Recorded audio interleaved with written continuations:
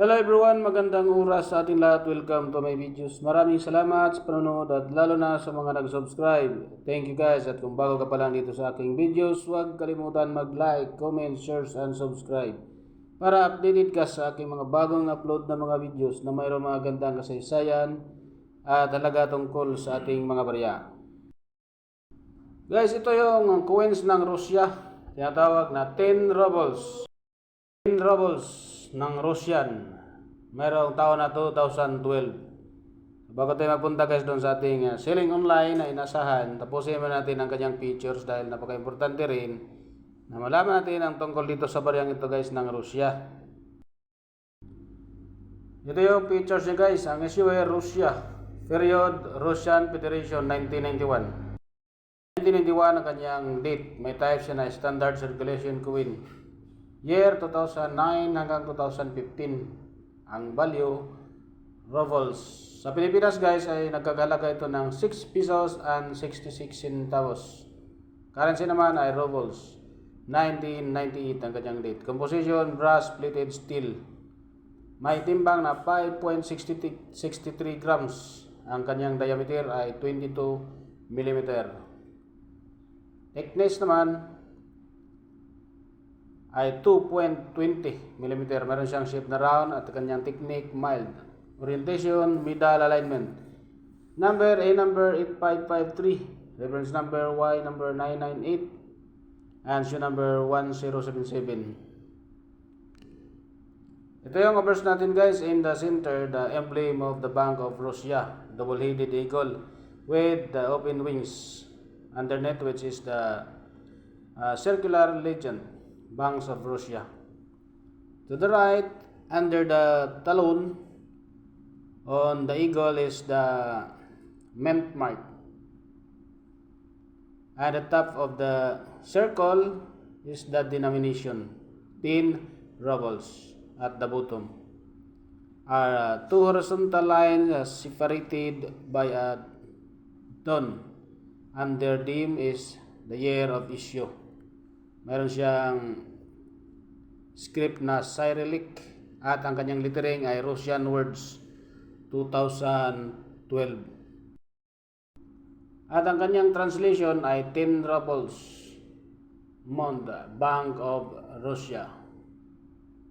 Ang gumawa nito guys, ang engraver ay si Alexander Vasilyevich Baklanov. Ganon din sa designer si Alexander Vasilyevich Baklanov. At ito naman ang ating engravers guys, ang denomination in the center on the background of vertical lines underneath the words rubles. Floral design. 15 the form of branches which the intervening items along the edge. Latin image inside the number 0. Seen differently depending on the viewing angle, the number 10, and the inscription Russian words. Ganon din ang kanyang script ay Cyrillic. May lettering na 10 rubles. Translation, rubles. Engraver, si Alexander Vasilyevich. Ganon din sa kanyang designer, si Baklanov. Alexander Vasilyevich Baklanov. Age, segmented reading and coordinately, and 6 finely readed segments, 5 and 7 infused bars, each between 12 smooth segments. May mention ng Moscow Mint, Russia, at walang date. Leningrad, Petrograd, and Russia, 1794 ang kanyang date. May comments dito guys, ang design, varieties excess, more details is available. So 5% lang, 51% guys ang ating 2012. At walang nakalagay na mintage.